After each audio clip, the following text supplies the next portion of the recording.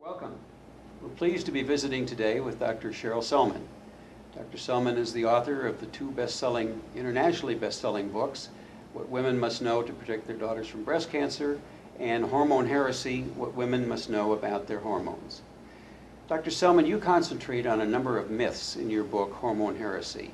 And would you be kind enough to explain to us the things that women really need to know? I'd be delighted. When I was investigating the whole story of women and their hormones, I really encountered a lot of information that actually quite shocked me. So let's begin by looking at the myths, because unless women have truthful information, it's really hard to make the best informed choices. And there is so much misinformation around our own body and how it works and what happens as we go through our life cycle. So the very first myth I'd like to start with is the perception that women's bodies are innately flawed. When I was doing my research, I came across a quote by Hippocrates, the famous father of modern medicine. And Hippocrates said, he actually rhetorically asked the question, what is woman? And answered, disease. So we have had a long history, I would say 2,500 years, if not longer, of being perceived as having a body that was innately flawed, predisposing us to a range of illnesses and health problems and affecting our emotions and capacity to function and mental stability in the world. And that was by far a prevailing belief that has actually existed up into present time. It's the myth that women are innately flawed. The truth is that women actually have a phenomenal body. We have this capacity to be healthy and vital. In fact, we live a much longer and healthier life than men. And our female nature, in a sense, predisposes us to have a greater sense of intuition, to have an ability to be much more attuned to ourselves, our inner world or outer world, and actually to remain healthy and vital through all stages of our life cycle. Well, that's pretty interesting.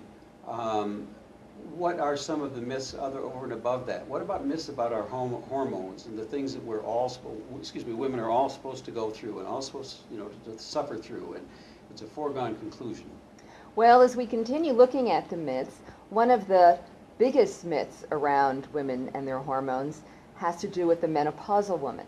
Now, we are told at menopause, it's a downhill slide.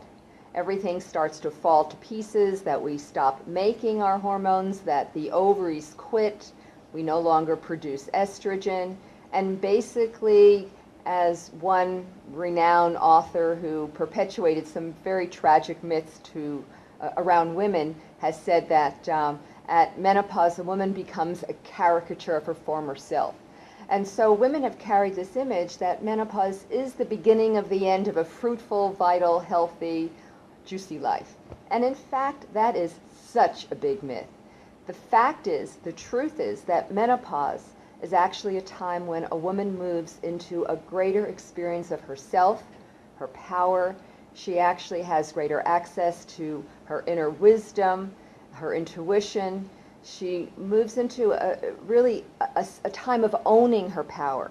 And along with this myth around menopause is the belief that instead of the decline, the prevailing belief that is a decline, what we now know is that the body is exquisite in its ability to support a woman through all stages of her life cycle. So in fact, our ovaries don't stop working at menopause.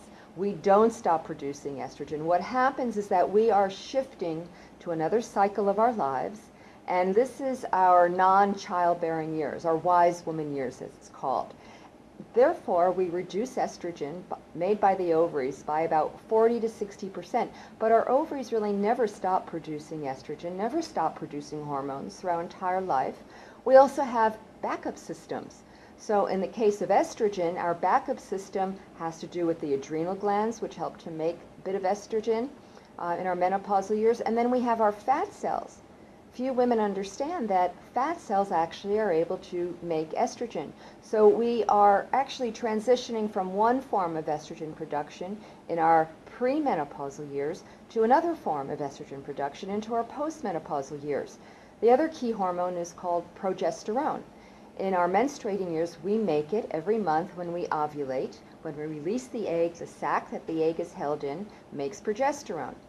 We don't ovulate when we're in menopause, but again, the brilliance of the body is that we are able to make progesterone and progesterone-like hormones by our adrenal glands in our postmenopausal years. So we actually are able to produce the hormones we need to support us in being healthy and functioning at our highest potential through this transition and on into our elder years. That's interesting. I think more and more women believe that so many things are inevitable that you talk about relative to the wonderful life you can live when you're, educated. We appreciate you coming in today. Thank you. It's a pleasure to be with you.